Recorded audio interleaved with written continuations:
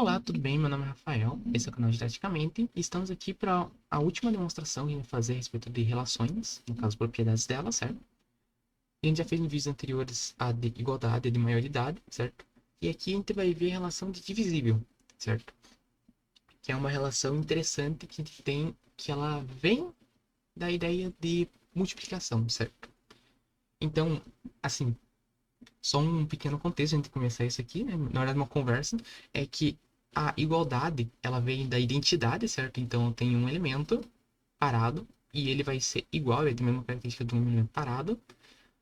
A maioridade é que eu tenho um elemento grande e eu tenho um elemento pequenininho e eu faço uma transformação por soma, certo?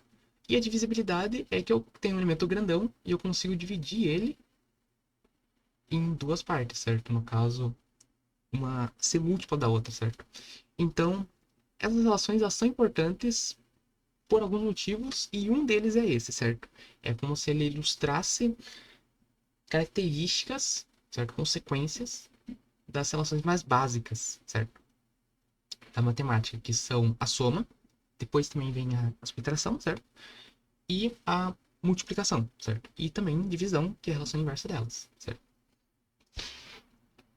Então, vamos começar aqui e a gente vai definir que a relação de divisível é que um número, certo? A, um número inteiro, A divide B, C e somente C, para K inteiro, o B é igual ao A vezes o K, certo? Então, tudo isso aqui é para valor inteiro, eu esqueci de escrever aqui, mas isso aqui vai ser valores inteiros, no caso Z. Vai ser zero, vai ser número negativo, vai ser número positivo, só não pode ser número com vírgula, dividido, etc. Enfim, raiz, por exemplo. Então, isso significa que o A divide o B se o B for um múltiplo de A. Ou seja, o B é feito por várias somas de A. Certo? Nesse caso, K, que é um número inteiro também. Certo? Então, vamos analisar isso aqui e ver quais propriedades que isso aqui vai ter. Certo? Então, primeiramente, a gente já tem certeza absoluta que ela é reflexiva. Por causa do quê? A divide A. Por causa que A é igual a A vezes K. Para algum K inteiro. Para pelo menos um K inteiro. Não interessa qual ele seja. E como a gente viu nos axiomas da matemática lá no início do canal, a gente tem que um número é igual a ele mesmo vezes 1, certo? Que seria zero mais ele mesmo.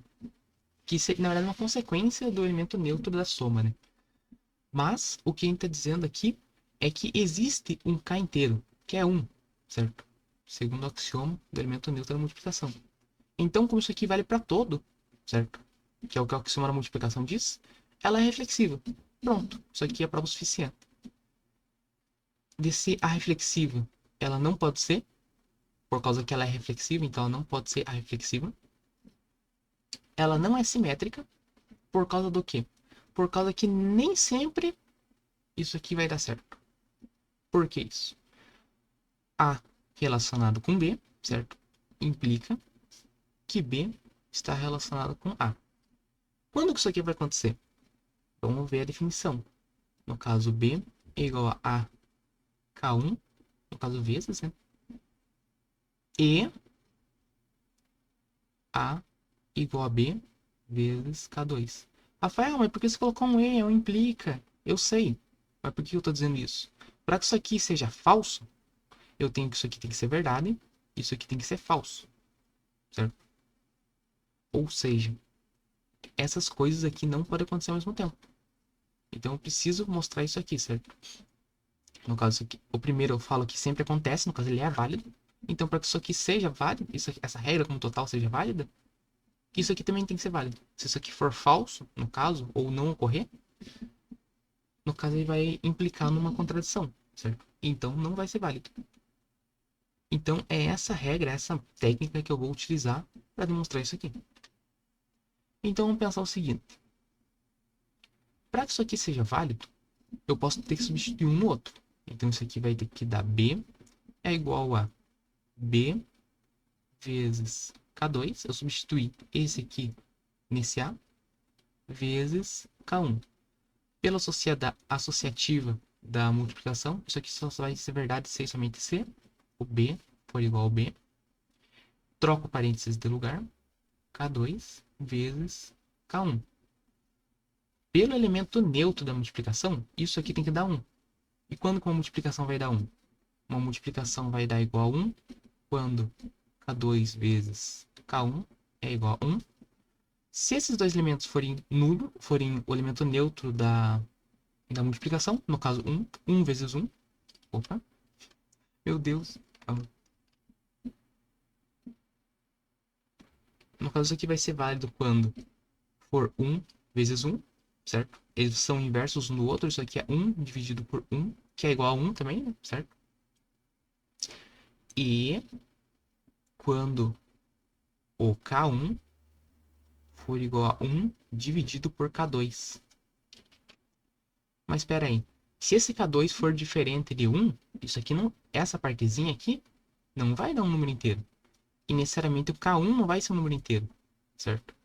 Mas se o K1 for inteiro, no caso isso aqui for um número inteiro, e isso aqui acontecer, e o K2 for diferente de 1, o K2 vai ter que ser um não inteiro.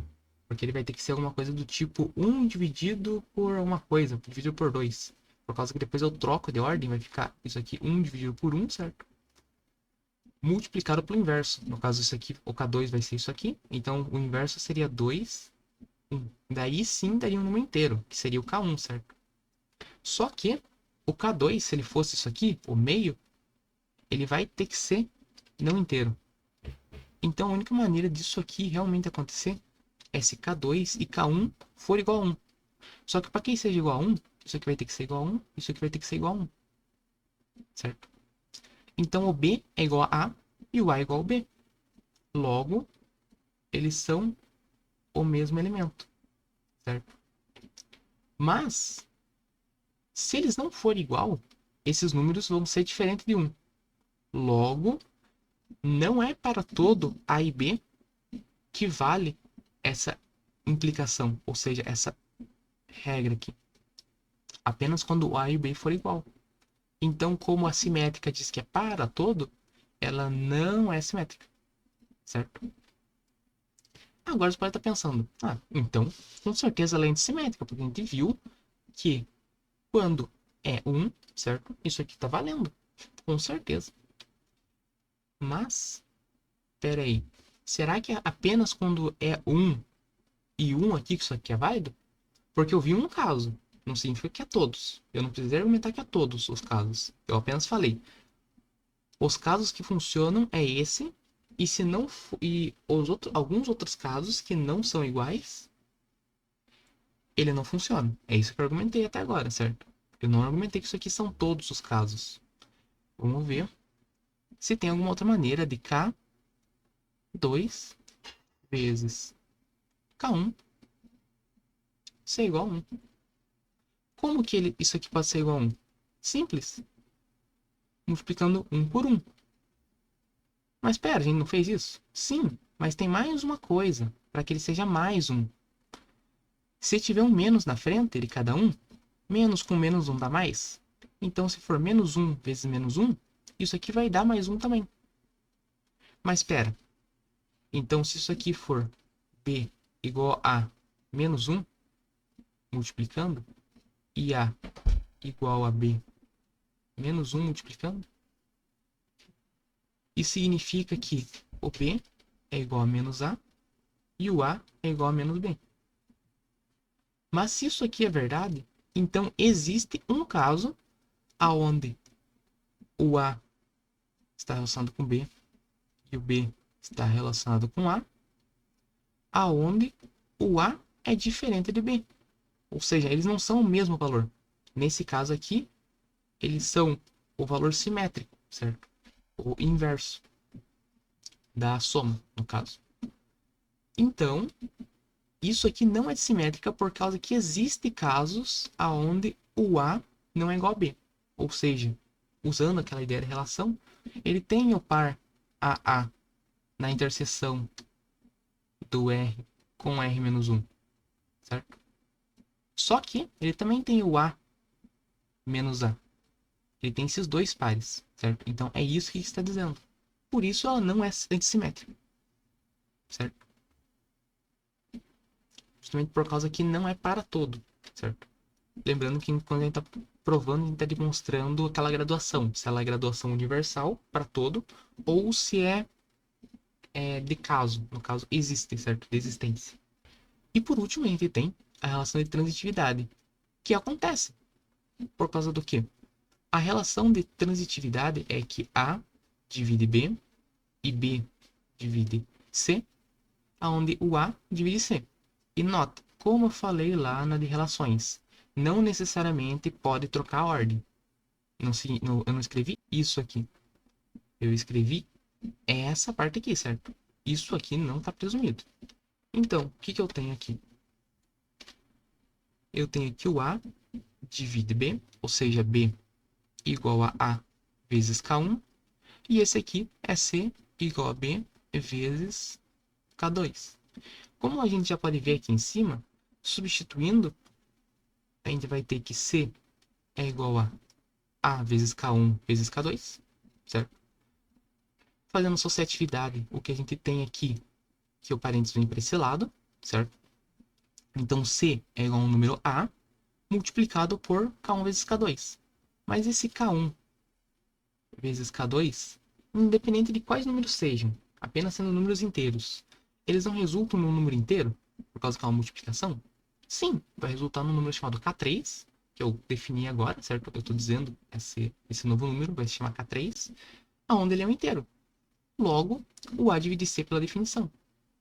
E dessa forma a gente demonstrou que ela é transitiva, certo?